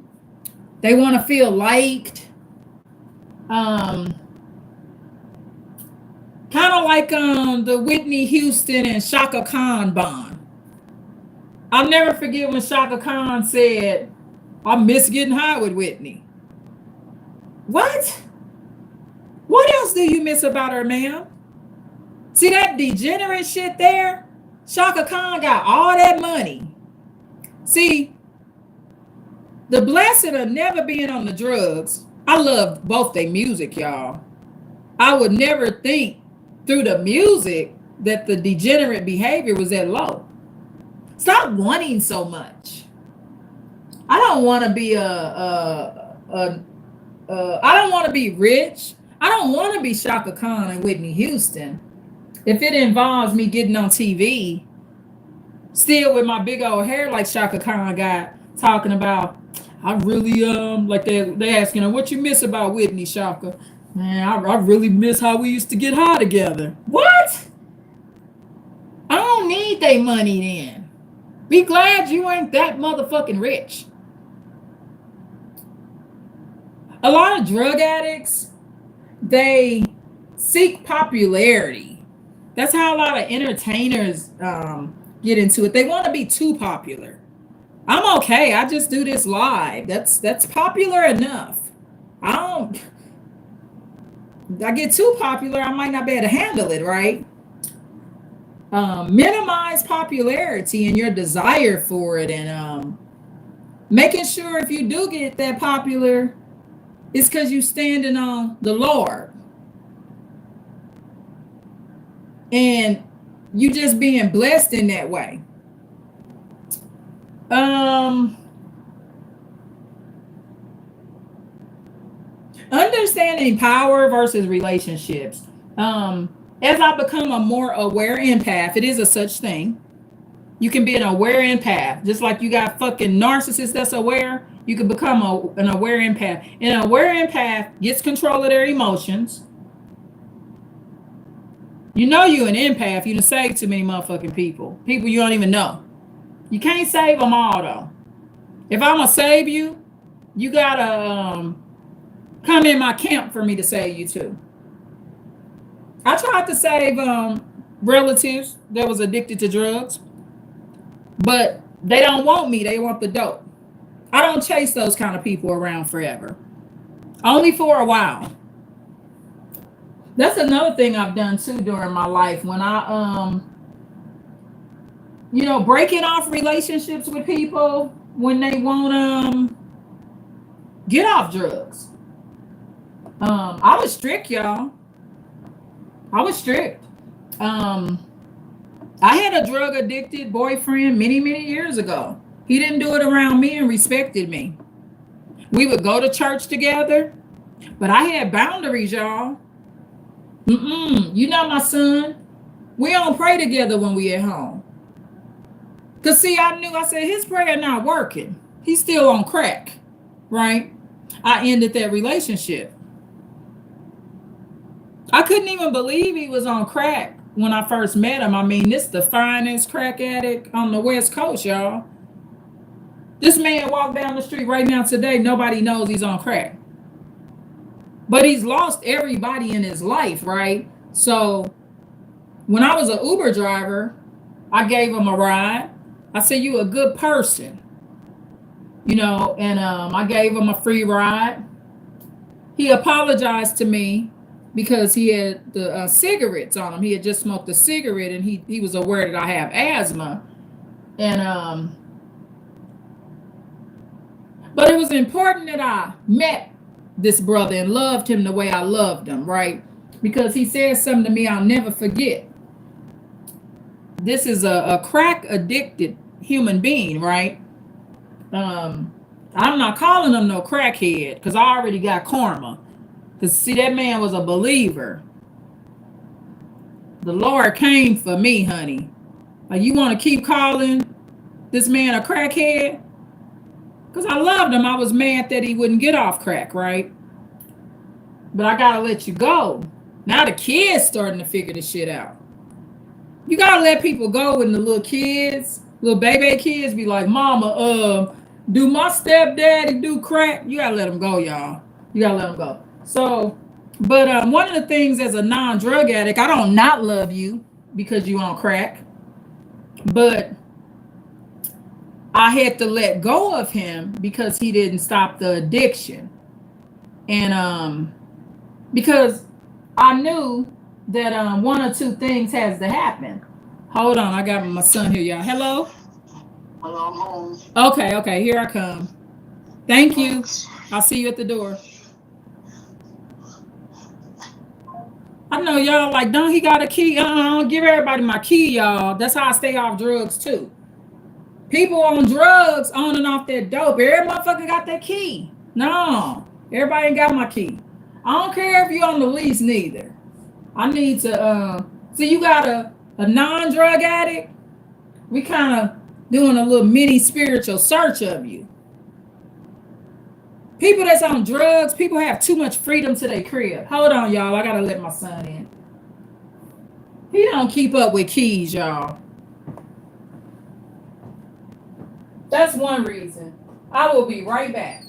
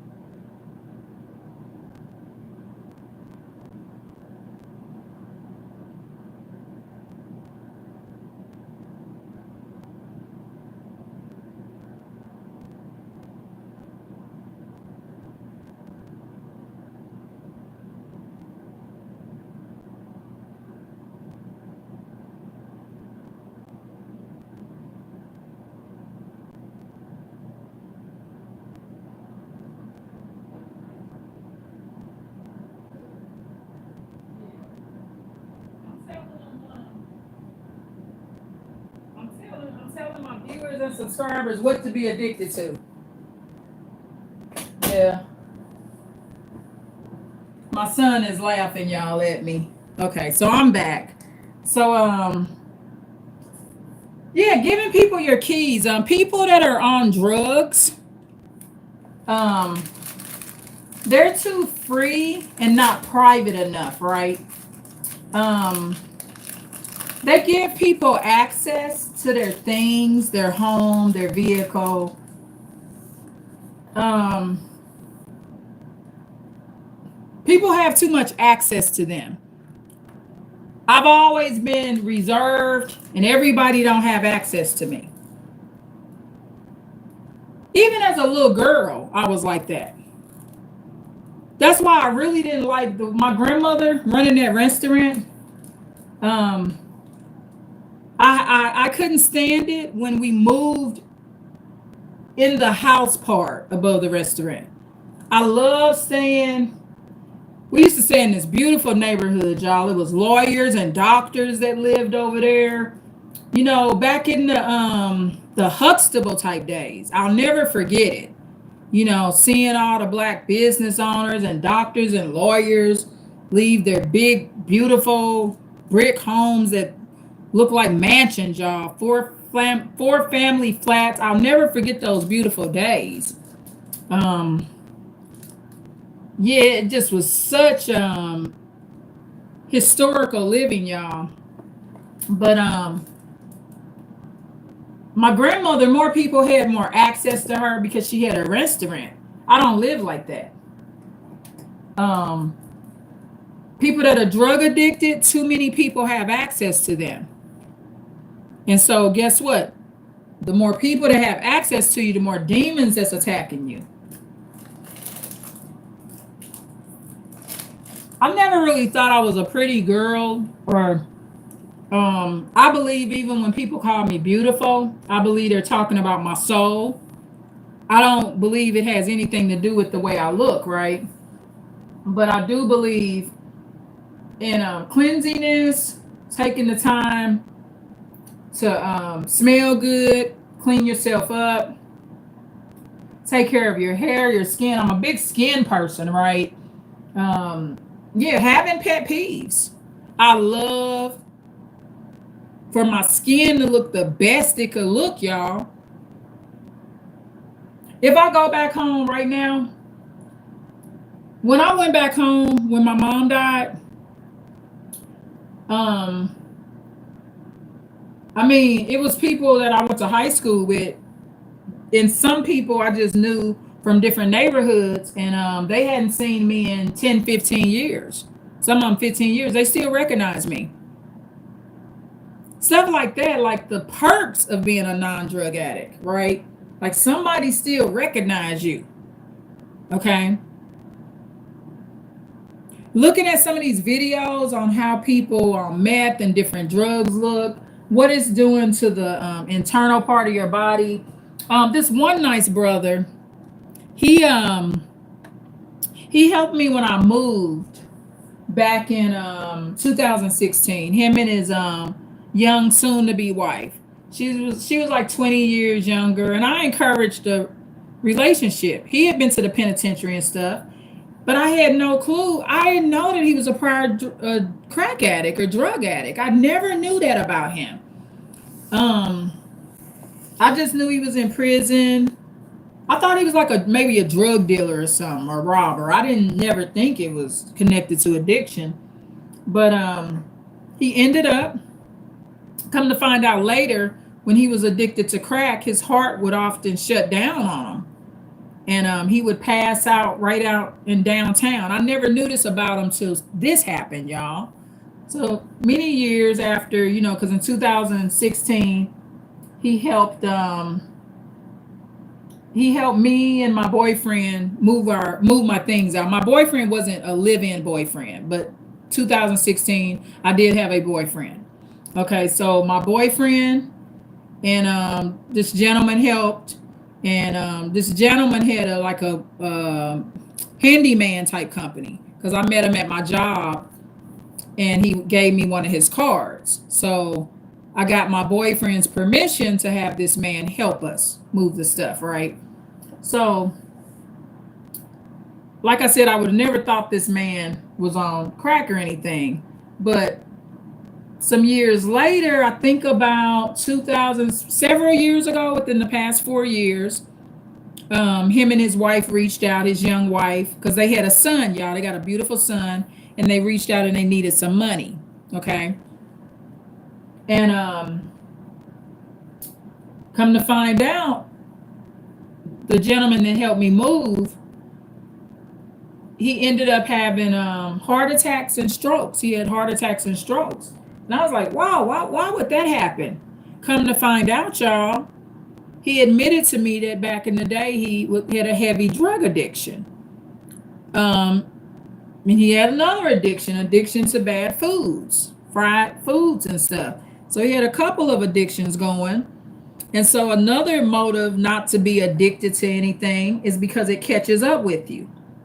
I had to have an EKG on my heart and all kind of stuff when I developed hypertension.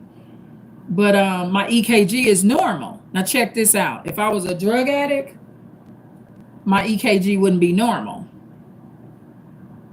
And I don't think people should give up just because it's abnormal. The best thing to do for any drug addict or alcoholic is just to stop doing it cold turkey. Right? That's it. That's the only thing I suggest, is just to stop doing it and be done with it. And just don't get involved with that kind of stuff. Pretty much. So air. You gotta have air. Like, I don't know if you hear this fan. I cut it on today, y'all. I'm not gonna be in this hot room and not have no air. But what I find is, being someone that's never been addicted to drugs, I'm able to handle everything else that's overwhelming. So what happens is, when people are addicted to drugs, other things that overwhelm them or extra overwhelming, right? Being a cheapskate. I'm too cheap to be buying stuff I can't see on a regular, y'all. If I'm smoking crack and I'm addicted to crack, I'd rather be addicted to buying art on the wall, because I like to see where I spent my money. So I was always that kind of cheapskate. Some people, they don't have to see what they bought, but I do. So having those type of traits, self-love, getting the fuck away from people, y'all. I will let any motherfucker body go. Anybody. Before I let somebody depress me, I don't chase depressing shit. Once people, like the Texas situation, once that man, he did at some point come around and apologize, right? He apologized to me for his behavior. But one thing I know about people that apologize, I'd rather you not call me retarded and crazy and stupid and shit. He waited too long to apologize. Like, man, you did that shit 2 years ago. Fuck you apologizing now. Like, I'm not getting ready to indulge in that. I don't chase those situations, right? What I love about being a non-drug addict and never have been addicted, that I think more people that have addiction tendencies, is showing people that what they taking from you ain't that valuable. Okay, you're a retarded ass auntie and grandma, or whatever these people be saying to people, right? You just retarded ass, right? Well, I don't think I want to be a auntie or grandma or big sister. Stop seeing so much value in it. People that use drugs, they use drugs because they put a high amount of value on people that broke up with them. I know one family member was telling me that a gentleman back in St. Louis, his wife broke up with him and he got back on drugs and started losing the properties and fucking the properties off he was renting out. I mean, you hear all kind of stories. And I'm like, fuck, you done lost your wife and your properties. So it's just not worth it. And I think more people that have not had a drug addiction, why not listen to me? Right? Because I never got addicted to cigarettes. Have I been addicted to other things, y'all? Yes. Of course I have, right? But if you stay off dope, street dope and prescription dope, you will be able to master and get rid of the other little addictions. You get it? Does this make sense? This video is about how to stay off dope. Okay? Your other addictions, you're going to be able to get rid of those as long as you're not high. You need to have clarity and not be high and on drugs, y'all, to get rid of the other situations, is what I suggest. So this live has been a couple of hours, y'all, and I want to go to the store. I'm gonna create a playlist called "Freeing Yourself of Drugs," and this will be my first video in that playlist because I think that this is gonna become a subject that I'm interested about, and it is your duty as a non-drug addict, if that's what you are, you're going to be and you're going to remain. It is your duty to try to help and save anyone that you love that's addicted. It is your duty, but that doesn't mean let them take you all the way down, but it is your duty. Don't wait till they die or something to let them see you cry. Cry now. Tell them how much you love them and stuff like that. Anybody that's drug addicted has to be willing to come around you for you to save them. But if they're going to stay in isolation and stuff like that, it's not much you're going to be able to do for them. So at the end of the day, I want to go to the store, y'all. And this has been my longest live. I love y'all so much. This is just how I feel. Ultimately, this is how I feel, y'all. More people that have never been addicted, keyword addicted, that live a drug-free lifestyle need to share more of what they did to make that happen. What's wrong with that? What is wrong with sharing that? What is wrong with, that's part of empathy, right?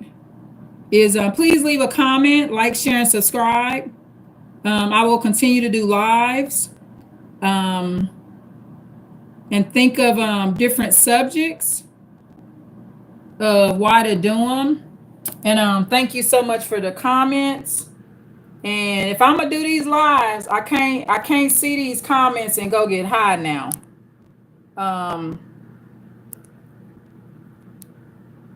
I can't see these comments and get high, y'all. So special thanks out to Sarah for being so sweet. Sarah Polk for being so sweet and just saying hello and keeping it simple. Avery Smits, she says she's a girl. I didn't block her. The Lord told me don't do that. She says, I'm joking. I love you, Queen. Sarah just said hello and came in with peace. So I love you, Sarah. She deserves that I love you as well, not just the abuser. Avery Smiths that came in here. 2D TV said okay and just seems to be in agreement or was retaining what I'm saying. Someone that just says okay. They're retaining what you're saying. I love you. 2D TV. Another thing, to be drug free, you got to stop expecting people to love you.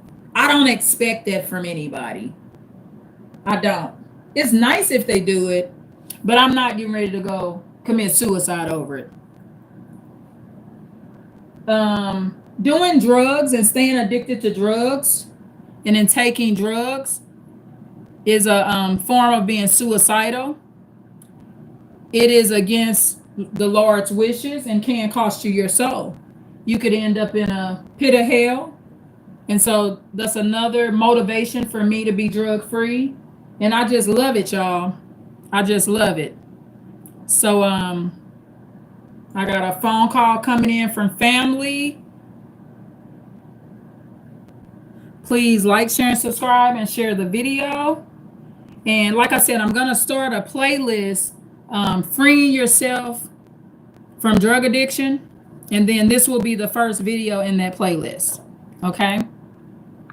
Thank you for tuning in. And just so you know how lives work, when you're on a live, it frees it up. So when somebody sees the live, they can watch it. But because this is a 2-hour live, YouTube automatically puts the live video in private. And so it takes me a little while to be able to get it out of private because YouTube has to process it. So I'm learning this now. So if you want to watch the complete video and watch the live again, you would have to wait on that time period to go by. I always watch other people's lives as well, so this is something I know, but maybe y'all don't know it because you don't watch as many lives. So it looks like to the viewer that I've taken it down or I denied you the live. No, that's not what's happening. What happens is YouTube, they make it public when you first get on the live, but then YouTube, when I end this live, YouTube makes it private. And then I have to go in and edit it and make it public again, if that makes sense. So it's public when you first go on a live, then it's private. Then if the YouTuber wants to make it public, it will become public. So I hope that makes sense.